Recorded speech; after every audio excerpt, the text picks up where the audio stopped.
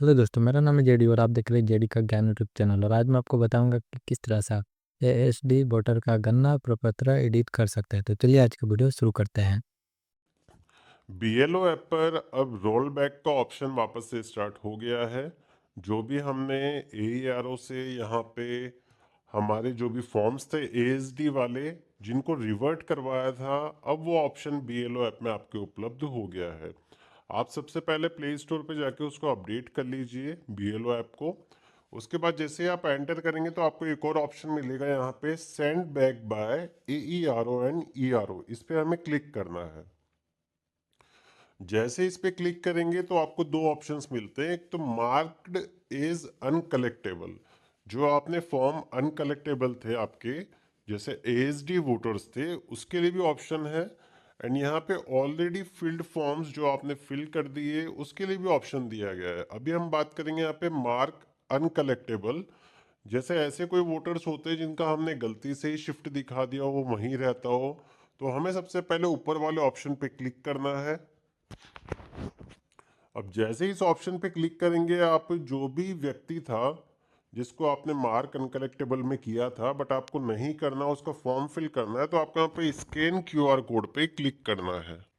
Scan QR code पे click करने के बाद उस इलेक्टर का नेम आपके सामने शो हो जाएगा।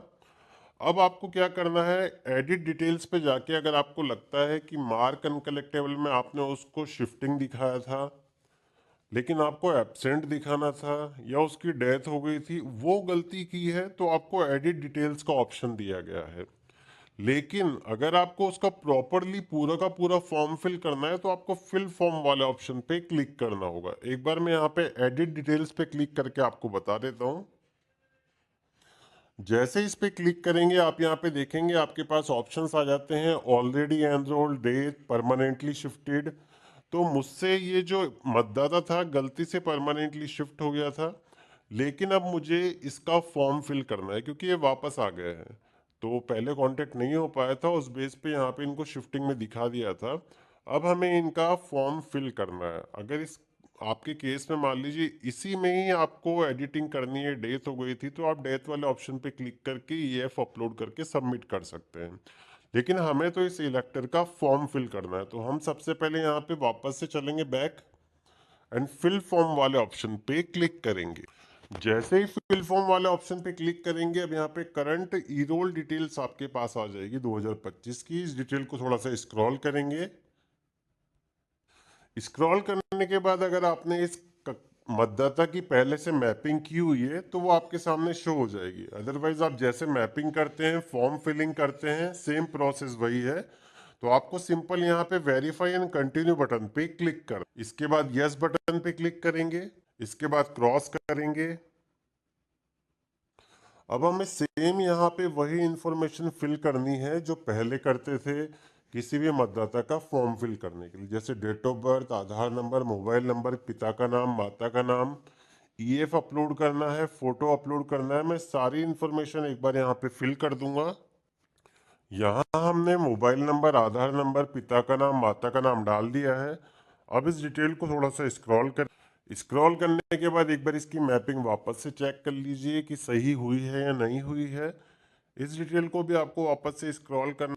अब सेम प्रोसेस जो पहले आप अपनाते थे, ईएफ अपलोड करने की, फोटो अपलोड करने की, वो दोनों चीजें यहाँ पे अपलोड कर देनी है।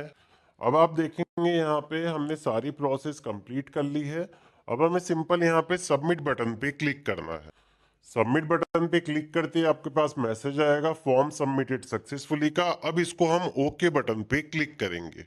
जैसे ही ओके बटन पे क्लिक करेंगे, अब आपको वापस से उसी मार्क एज अनकलेक्टेबल वाली टैब में इस फॉर्म को चेक करना है कि ये फॉर्म वहां पे अभी भी है या हट चुका है। जैसे हमने यहाँ पे उसको स्कैन किया तो वो वाला फॉर्म यहाँ से अब हट चुका है। इसका मतलब है कि वो फॉर्म अब री वेरीफाई वाले ऑप्शन में चला गया है या फिर डायरेक्ट कलेक्ट्रेट के पास चला गया है, वो आपको उस टैब में जाके मिल जाएगा।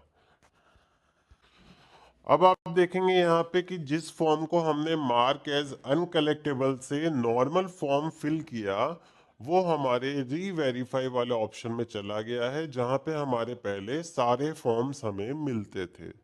तो ये पूरी प्रोसेस है, ये बहुत ही अच्छा ऑप्शन यहाँ पे प्रोवाइड कराया गया है ईसीआई द्वारा कि आपके जो भी एएसडी वोटर्स थे जो वापस बैक आ गए हैं या किसी रीजन से आपने उनको शिफ्टिंग में या गलती से डेथ में या शिफ्टिंग में एब्सेंट में दिखा दिया था, तो उनको आप वापस से यहाँ पे ऐड कर सकते हैं सक्सेसफुली उनका फॉर्म फिल करवा के। अगर आपको ये वीडियो पसंद आता है तो आप इस वीडियो को लाइक कर दें, चैनल को सब्सक्राइब कर दें। धन्यवाद।